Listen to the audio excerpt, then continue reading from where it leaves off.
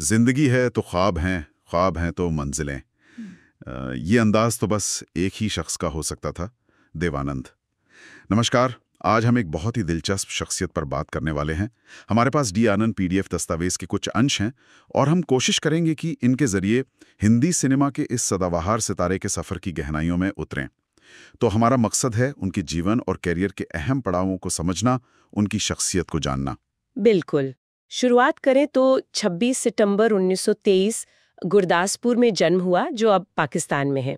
असली नाम धर्मदेव पिशोरीमल आनंद। लाहौर से अंग्रेजी साहित्य में ग्रेजुएशन किया और फिर वो फिल्मी दुनिया का सपना लेकर बम्बई आ गए। हाँ, और बम्बई आना कोई आसान बात तो थी नहीं उन दिनों। मतलब काफी संघर्ष था।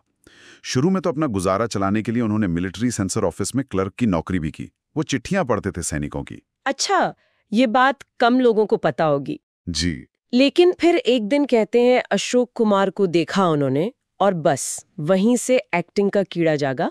और एक और वाकया है, पीएल संतोषी के सेट पर उनकी बाबूराव पै से मुलाकात हुई।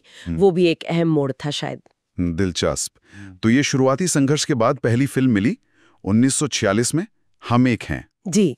लेकिन वो जो स्टारडम वाली बात है वो कब आई? सुना है 1948 की जिद्दी थी वो फिल्म। सही कहा आपने, जिद्दी का इम्पैक्ट जबरदस्त था। वो सिर्फ हिट नहीं थी, उसने देवानंद को एक हीरो के तौर पर स्थापित कर दिया। और इसी फिल्म से सुरैया जी के साथ उनकी जोड़ी बनी। पर्दे पर तो कमाल की केमिस्ट्री थी। हाँ, बहुत बातें होती उनकी केमिस्ट्री की। जी, पर असल जिंदगी में वो कहानी पूरी नहीं हो पाई। परिवार वाले राजी नहीं थे। दुखद अंत हुआ उसका। हाँ, और शायद इसी कामयाबी और थोड़ी उथल पुथल के बीच ही उनका वो खास स्टाइल वो डेवलप होना शुरू हुआ। मतलब वो बालों का पफ?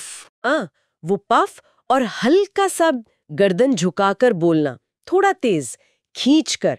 वो आत्मविश्वास शायद जिद्दी की सक्सेस से ही आया था। और फिर वो सिर्फ एक्टर नहीं रहे, उन्होंने प्रोडक्शन में भी कदम रखा। 1950s में अपने भाई चेतन आनंद के साथ नवकेतन फिल्म शुरू की। ये तो बड़ा कदम रहा होगा। बिल्कुल, ये एक मास्टर स्ट्रोक था।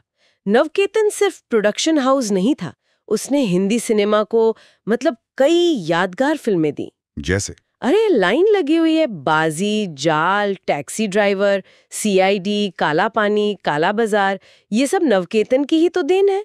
इन्होंने शहरी किरदारों को एक नया रंग दिया। और नवकेतन की शायद सबसे बड़ी पहचान गाइड, 1965 की फिल्म। दस्तावेज में भी इसका जिक्र है। हाँ, गाइड तो मतलब मील का पत्थर है भारतीय सिनेमा में। आर.के. नारायण के नॉवल पर बेस्ड थी और अपने जमाने से बहुत आगे की फिल्म थी। उसका सब्जेक्ट देखिए, एक्स्ट्रा मैरिटल अफेयर, आध्यात्मिक